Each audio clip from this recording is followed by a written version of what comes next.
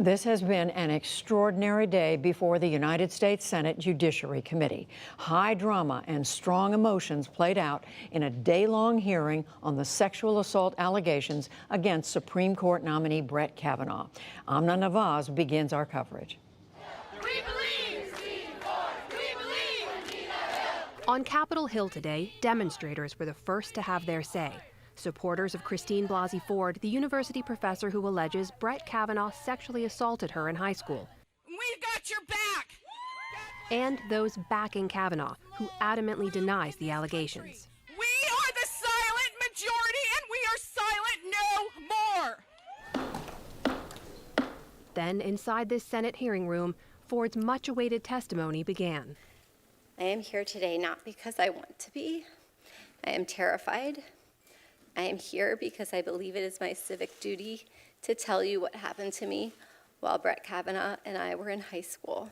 Ford recounted a summer day in 1982 when she says Kavanaugh, along with his friend Mark Judge, assaulted her at a party in suburban Maryland. Brett groped me and tried to take off my clothes.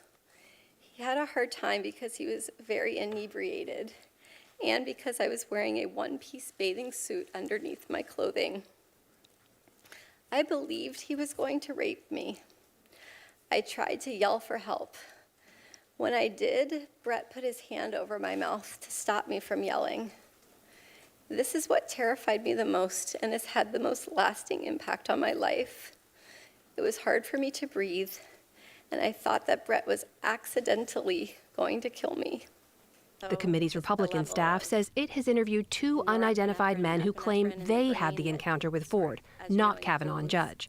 But under questioning by Democrats, Ford said she is, quote, 100% certain of her account. California Senator and Judiciary Committee ranking member Dianne Feinstein. So what you are telling us is this could not be a case of mistaken identity? Absolutely not. Democrat Patrick Leahy asked Ford about her strongest memory of the incident 36 years later. Indelible in the hippocampus is the laughter, the uproarious laughter between the two, and they're having fun at my expense. Democrats also repeatedly voiced moral support for Ford. Well, you have given America an amazing teaching moment. You know you are not on trial. You are not on trial. Good morning, Dr. Ford. Hi. We haven't met. Republicans on the committee, all of them men, yielded their time to Rachel Mitchell, a sex crimes prosecutor from Phoenix who meticulously walked Ford through details of the incident.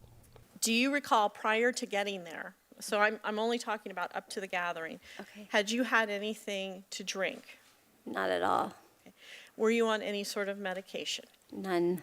Mitchell also probed Ford's decision to go public with her allegations, including her decision to take a polygraph test paid for by her lawyers. Why did you decide to take a polygraph? I didn't see any reason not to do it. For the first part of the day, Republicans remained largely silent in the hearing room, but during breaks weighed in. I feel ambushed as the majority. We're going to hear from Mr. Kavanaugh, Judge Kavanaugh, and I've been a judge, a prosecutor, and a defense attorney, and here's what I'll tell you. When it comes to where it happened, I still don't know. I don't know when it happened. She said she's 100% certain it did happen. I bet you Judge Kavanaugh will say I'm 100% sure I didn't do it. Democrats asked again today that the FBI investigate Ford's claims, something President Trump has declined to order. And committee Republicans have said it's not necessary. I thank you very much for your testimony, more importantly, for your bravery coming out. After 4 hours of testimony, the committee dismissed Dr. Ford and turned to Judge Kavanaugh. Do you affirm that the testimony you're about to give before the committee will be the truth, the whole truth, and nothing but the truth, so help you God? I do. Defiant as he made his defense, blasting Democrats for what he called, quote, a calculated and orchestrated political hit. I was not at the party described by Dr. Ford. This confirmation process has become a national disgrace. When I did at least okay enough at the hearings that it looked like I might actually get confirmed, a new tactic was needed. Some of you were lying in wait and had it ready. And as we all know, in the United States political system of the early 2000s, what goes around comes around. Kavanaugh emphatically continued to deny the allegations made by Dr. Ford. I am innocent of this charge. I categorically and unequivocally deny the allegation against me by Dr. Ford. And he struggled to maintain his composure throughout, emotional as he spoke about his family. The other night, Ashley and my daughter Liza said their prayers.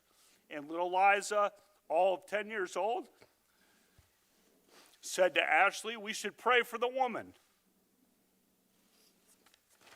It's a lot of wisdom from a 10-year-old. We mean no ill will. Under questioning by Mitchell, Kavanaugh was similarly put through the paces on the details of his high school years, specifically at one point, his alcohol consumption. When you talked to Fox News the other night, you said that there were times in high school when people might have had too many beers on occasion. Does that include you? Sure. As the ranking Democrat, Senator Feinstein questioned him about two more women who've accused him of sexual misconduct and assault this week, Kavanaugh frequently interrupted with frustration. I'm sorry to interrupt, but you're doing it. And he became increasingly agitated as Democrat Senator Leahy asked about Mark Judge, an author who wrote about the teenage debauchery of a fictitious Bart O. Kavanaugh. Republicans have not interviewed Judge nor asked him to testify. I'm trying to get a straight answer from you under oath. Are you Bart Kavanaugh that he's referring to? Yes or no? You'd have to ask him. Well, I agree with you there, and that's why I wish that the chairman had him here under oath. But when it came to the question of whether or not Kavanaugh would support an FBI investigation into these matters, Senator, I'll do whatever the committee wants. he deferred to the committee. But your coordinated and well-funded effort to destroy my good name and destroy my family will not drive me out. For the PBS NewsHour, I'm Amna Nawaz. And we are joined now by our congressional correspondent, Lisa Desjardins, and our White House correspondent, Yamiche Alcindor. Lisa, you were in the room as this hearing unfolded. Tell us what you were seeing, what stood out to you, and in particular, what you were hearing from senators. It is very hard to know where to start with this unprecedented hearing for this particular committee and for any Supreme Court nominee, where there was an accuser and a literal prosecutor in the room. And I have to say, Judy, the entire day was charged with so emotion that my heart rate, and I think anyone's heart rate in that room, was very high, as maybe it was for viewers as well. But I want to tell people there were tears, both for Dr. Blasey Ford, and she testified, and also for Judge Kavanaugh. But their testimony and tone was so very different from each other. Blasey Ford was confident but quiet. You can tell she's inexperienced on Capitol Hill, for example. Senators seemed to kind of take her in more gentle strides, as did the prosecutor, versus Judge Kavanaugh, who came in like a thunderclap, a man who was at times angry, at times himself sad, but whose emotions were also very thunderous, and Democratic senators felt that gave them the room to actually push back with equal strength. One other note, Dr. Blasey Ford's team tells me she did not watch Judge Kavanaugh's testimony. So, Yamiche, probably at no place were they watching this more closely than at the White House. What were they saying about all this? Well, the White House said that the president watched this hearing very, very closely. So far, as of this hour, President Trump is sticking by Brett Kavanaugh. He has not said anything updating us about whether or not he wants to withdraw this nomination. However, I will say that Brett Kavanaugh spoke a lot like Donald Trump in his testimony. And I say that because Brett Kavanaugh said this is about pent-up revenge from the Clintons, invoking the name of Hillary Clinton, which of course President Trump has used over and over again, even after he won the campaign. He also said that this is pent-up anger because of President Trump's win in the 2016 election. So in that regard, you can almost hear him talking to President Trump saying, I'm aligning myself with you, and these are people that are angry at you that are trying to come at me. We have heard from a member of the Trump family, Donald Trump Jr. tweeted that this was basically kind of ridiculing Dr. Ford's fear of flying, saying that she was scared to fly for vacations, but she could fly in for this testimony. Republicans I've talked to, though, say that they think that the president's going to stick with Brett Kavanaugh, and that Republicans, if they can get just a couple votes of people that are kind of shaky right now, notably Senator Jeff Flake, that they can push this through. And speaking of that, Lisa, what about the reaction of senators not on the Judiciary Committee? What are you hearing? That's absolutely the key. Well, it seemed like Mr. Kavanaugh, Judge Kavanaugh, at times was kind of broadcasting a message for the White House and to the White House, a tone that the White House liked. It is very much a big question now how Senators Lisa Murkowski and Susan Collins of Maine take that tone. And I've been in touch with their offices, nothing from them yet.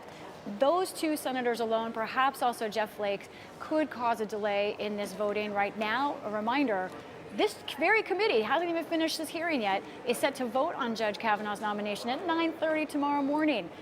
It's really hard to know how to process all of this, but I think in coming hours, we should hope to hear from Senators Collins and Murkowski on whether they think that vote should happen. Of course, they matter because in the end, when it gets to the Senate, those two women can determine if Brett Kavanaugh can pass or not. So while he was strong and booming in committee, the question, and one Republican source told me this, they're not sure yet if it's going to come across as strong and confident and sure, or is it going to come across as aggressive and a man who might have been capable of more than people realize.